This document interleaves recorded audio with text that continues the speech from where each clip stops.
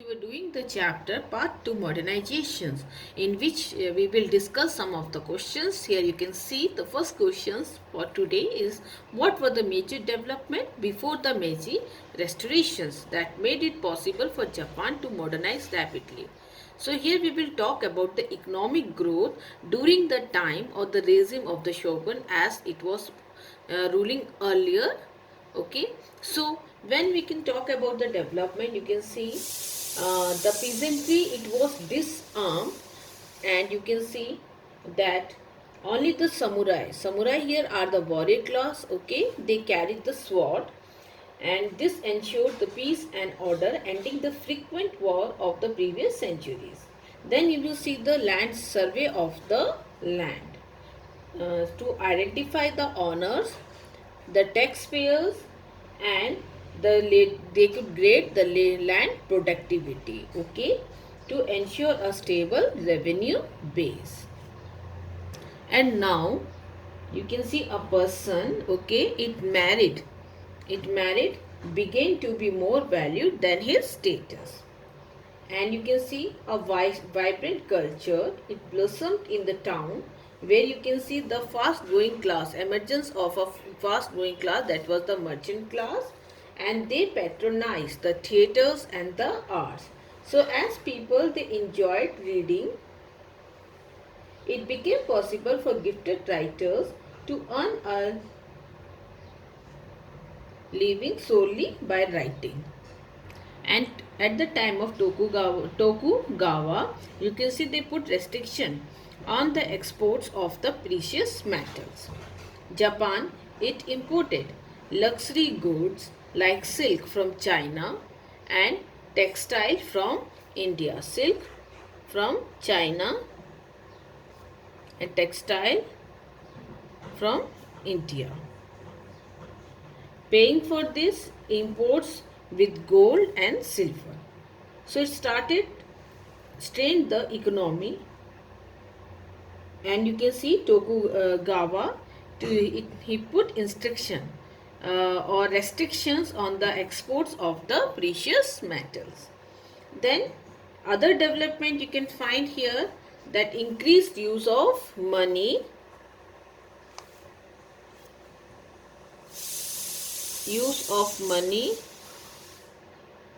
and you will see creation of a stock market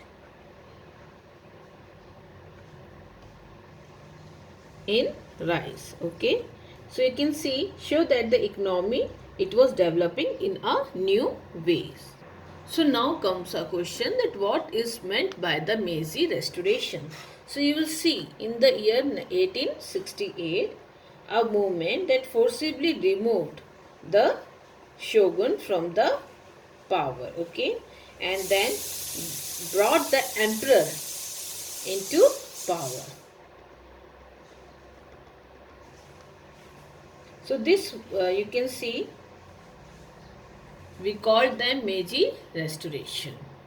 So here comes another question. Describe the commotion. It was created in Japan when you can see China was defeated by the British. Okay. So you will see that news of the China being defeated by the British was flowing in, and this was even depicted in popular plays, so that there was a real fear that Japan might be made a colony. So many scholars and leaders, they wanted to learn from the new ideas in Europe rather than, so many scholars, and you can see scholars and leaders, they wanted to learn new idea from Europe.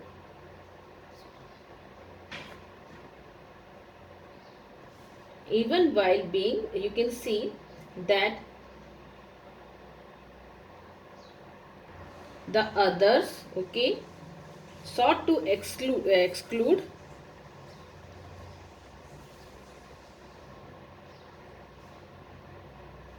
the Europeans, exclude the Europeans, okay.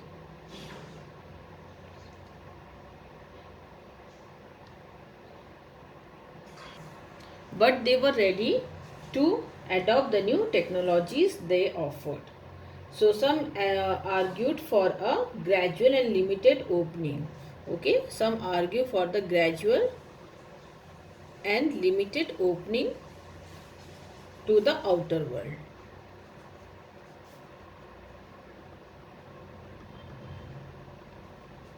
So here you can see that scholars and whatever the scholars and the leader, some wanted the new idea should be learn from the Europeans, where you can see other they wanted them to be excluded, while you can see they want to adopt the new technologies they offered, and some argued for a gradual and limited opening to the outer world. So the government, okay, they launched a policy with the slogan Fukoku Kyo Hei. Okay, Fukoku Ko Kyo Hei. So it means that this country with strong army. They needed or they realized that there is a need to develop their economy and build a strong army, otherwise they would face the prospect of being subjugated like India. To do this, they needed to create a sense of nationhood. Okay, for this they need to create a sense of nationhood among the people and to transform the subjects into the citizens.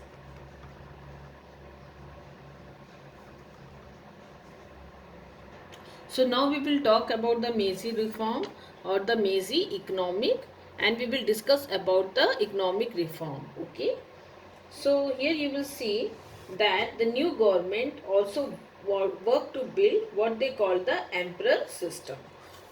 So here Japanese scholars use this term as the emperor was the part of the system. So here there is a restoration of what? Of emperor system. Okay.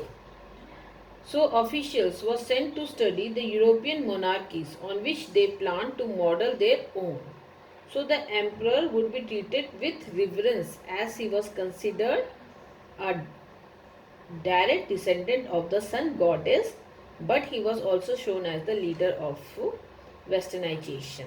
So here comes our emperor system, where you can see reverence were more given to the emperor's okay, as they were the descendant of the sun goddess, and you can see descendant of the sun goddess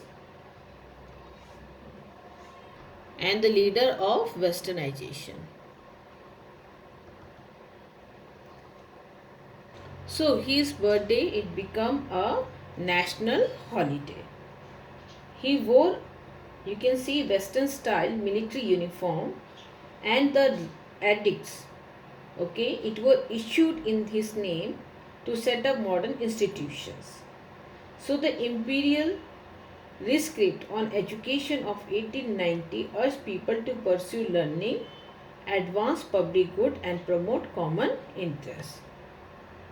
So when we talk about the reform or the development, okay, so we will see a new school system.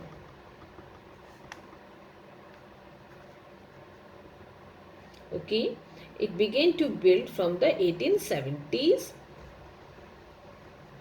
and the schooling was compulsory. This schooling, it was compulsory for boys and girls. Okay, schooling was compulsory for boys and girls, almost universal. Tuition fees, it was minimal. And when we talk about the curriculum, okay, curriculum, it was based on the western models. But by the 1870, you can see, while emphasizing modern idea, okay, stress was placed on the loyalty. So after 1870, you can see stress was played was placed on loyalty over the study of Japanese history. Loyalty toward Japanese history and culture. So the Ministry of Education, they exercise control over the curriculum and in the section of textbook as well as teaching, there you can see teachers training. So what was called the moral culture, okay, had to be taught. Moral culture, it had to be taught, and the text urged children to revere or to respect their parents, to be loyal to the nation and to become a good citizens. So when we talk about the new system of education, okay, you can see it began from the year 1870, and here you will see that the model or the curriculum, it was based on the westernized ideas or westernized model. But by the 1870, now they were more emphasized toward the study of the Japanese history. Okay, even you can see the Ministry of Education exercise control over the curriculum, and when we talk about the selection of book, okay, Ministry of Education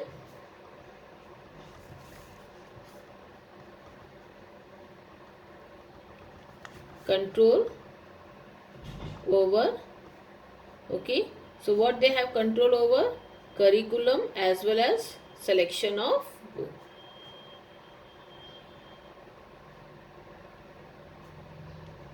Or textbook, as well as you can see the teacher training.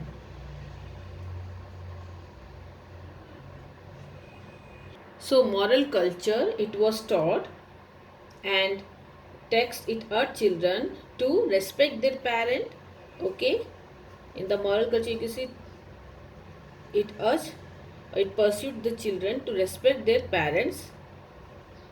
Then it talk about loyal to the nation, to be loyal to the nation, and third, to become the good citizens. So to integrate the nation, okay, the Meiji government, they imposed a new administrative structures.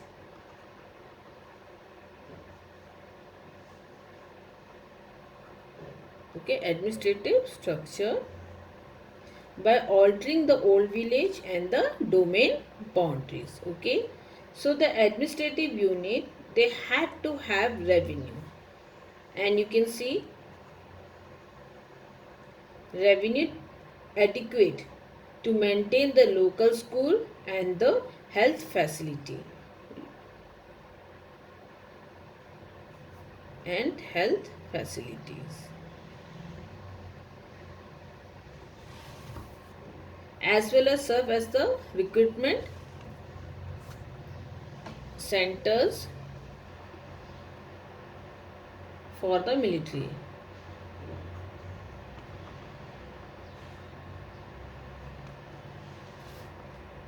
All young men over 20 had to be a period of military service. So a modern military force, it was developed, and you can see a legal system was set up to regulate the formation of political groups, control the holding of meeting, and impose strict censorship. So in all these measures, the government had to face oppositions. Now we talk about the military and the bureaucrats. Okay, they come under the direct control of the king, okay, or the emperor. So this means that even after a constitution it was enacted, these two groups, they remain outside. Okay, and you can see they were more autonomous power were given to the bureaucrat and the army. So here comes that in all these measures the government, they have to face oppositions. So the tension between these different ideals, represented by a democratic constitution and a modern army, they was to have far-reaching consequences. So the army here pressed for a strong foreign policy to acquire more territory.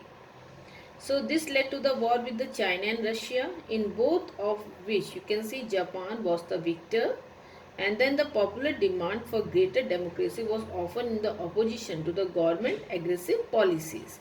So the Japan developed economically and acquired a colonial empire that suppressed the spread of democracy at home and put in a clash with the people it colonized. So now we talk about the important part of the Meiji reform of the economy. So we will see the economic reform done by the Meiji. So here comes that another important part of the Meiji reform was the modernization of the economy. So here comes the modernization of economy. Okay, so fund it was raised by levying in agricultural tax. So Japan, you can see it first railway line. Okay, as for the modernization is concerned, you can see the first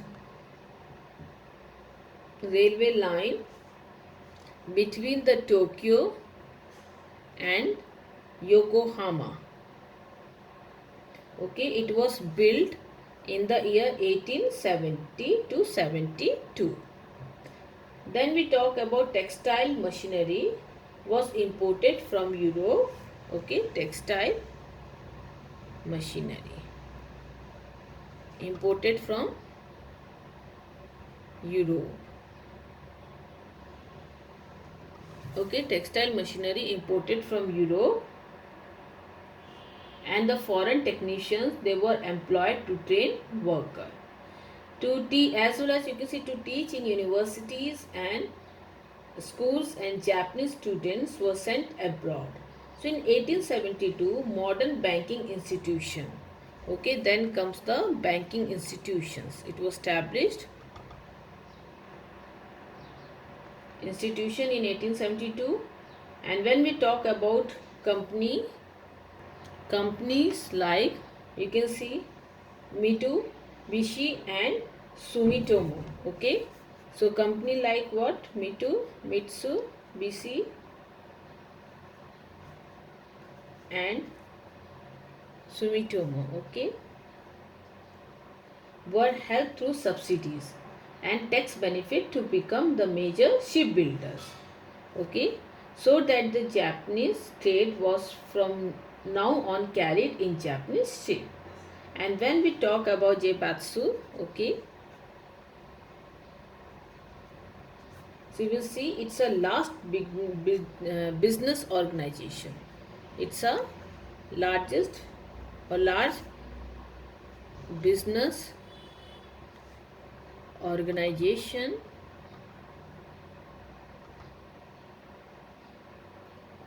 controlled by the individual family. So even they dominated the economy. So these Zaibatsu they dominated the economy in the till after the Second World War. So the population here 35 million in 1872 it increased. When we talk about population in 1872 was 35 millions. Okay, and it increased in 1920 it becomes 55 millions. It increased from 35 to 55. To reduce the population pressure, the government actively encouraged migration. Okay, first to the northern island of Hokkaido. So here comes that to reduce the population pressure, the government they encourage migration of people first to the northern island of Hokkaido. Okay, which had been a largely autonomous area where the indigenous people, you can see the Ainu, they lived in that region. And then to Hawaii and Brazil.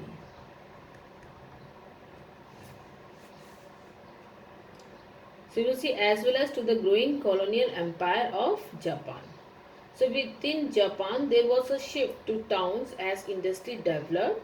By 1925, you will see 21% of the population, they lived in cities.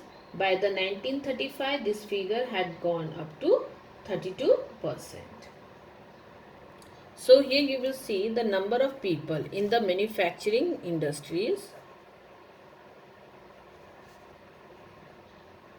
Okay, it increased from 7 lakh in 1870, okay, to you can see 4 million in 1913. Okay, most of them work in unit employing less than 5 people and using neither machinery nor electric powers. Over half of those employed in modern factories were the women. And it was women who organized the first modern strike in 1886. After 1900, you can see the number of men began to increase, but only in the 1930 did male workers begin to outnumber the women. So when we talk about the size of the factory, okay, here the size of the factories, it also increases. Factory employing more than 100 workers, just over 1000. In 1909, they jumped to over 2000. Okay, so you will see 1000 worker in 1909 when we talk about the size of the factories, and then in 1920 they employed 2000, and then you will see in 1930 you can see 4000. Yet even in there were over 5 lakh, you can see 5 lakh 50,000 workshops. Okay, you will see 5 lakh 50,000 workshop in which you can see the employed less than 5 employees, less than 5 employees. So this sustained the family-centered ideology. Just as nationalism was sustained by strong patriarchal systems under an emperor who was like a family patriarchal. So the rapid and unregulated growth of industry and the demand of national resources such as timber led to the environmental destructions. Okay. So here come a question. Briefly discuss aggressive nationalism and westernization and tradition in Japan. So here you will see the Meiji Constitution. It was based on, when we talk about the Meiji constitutions, okay, so here you can see the Meiji constitution. It was based on a restricted franchise, okay, and created a diet.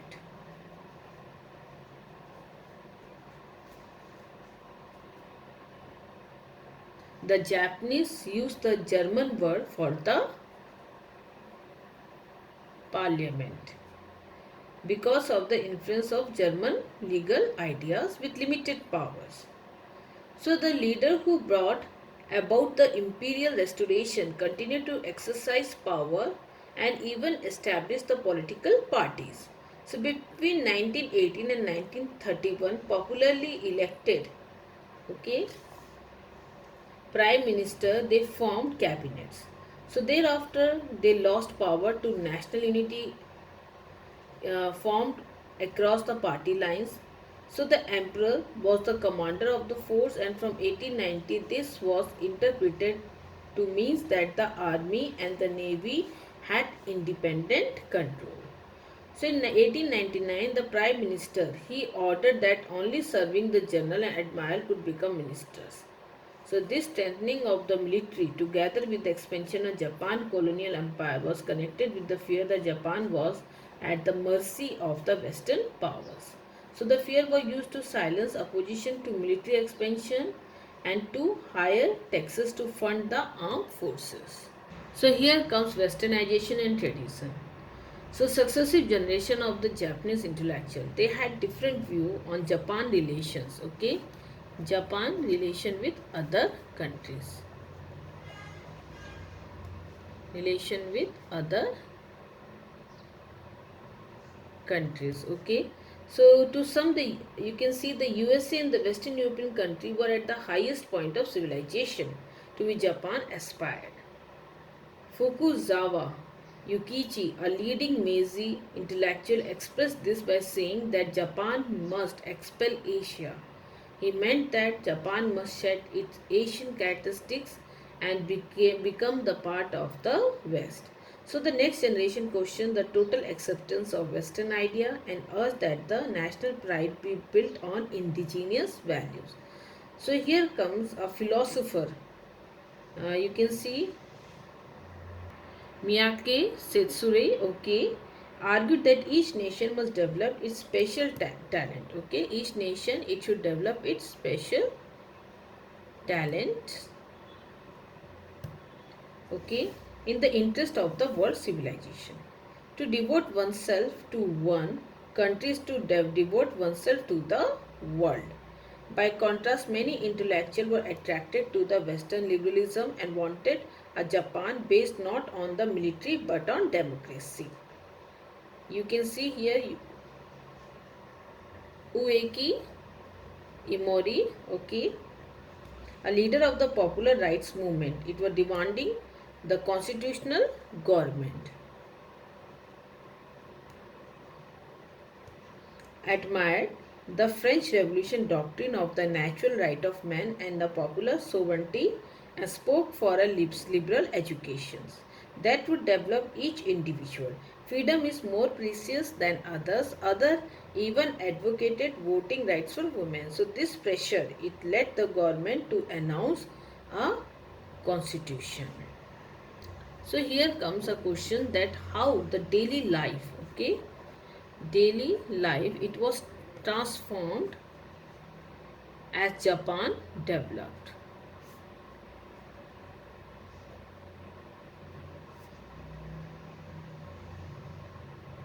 So you can see Japan transformation. Here comes Japan transformation, okay, into a modern society can also be seen changes in everyday life. The patriarchal household system, it comprised many generations living together under the control of the head of the house. But as more people they become rich, new ideas of the family spread. The new home or homu as the Japanese say using the English word was that of the nuclear family. So here comes patriarchal to the nuclear family. Okay, where you can see husband, nuclear family, in a nuclear family where husband and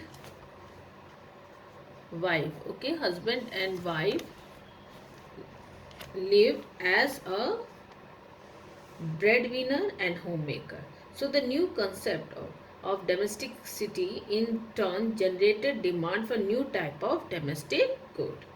So here you will see a new type of family, entertainments and new form of housing.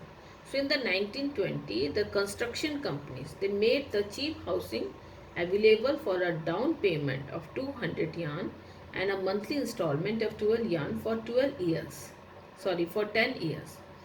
This at a time when the salary of a bank employee, a person with higher education, was 40 yuan per month. So the transformation you can see from the patriarchal society to the nuclear family, and you can see as far uh, a new type of family, okay, the entertainment and the new form of housing. You can see where you can see they provide a house, or the company they construct the house in a down payment with a particular installment, monthly installment for 12 yuan for 10 years. So this at a time when you can see that there was a transformation of the daily life of as the Japan it developed.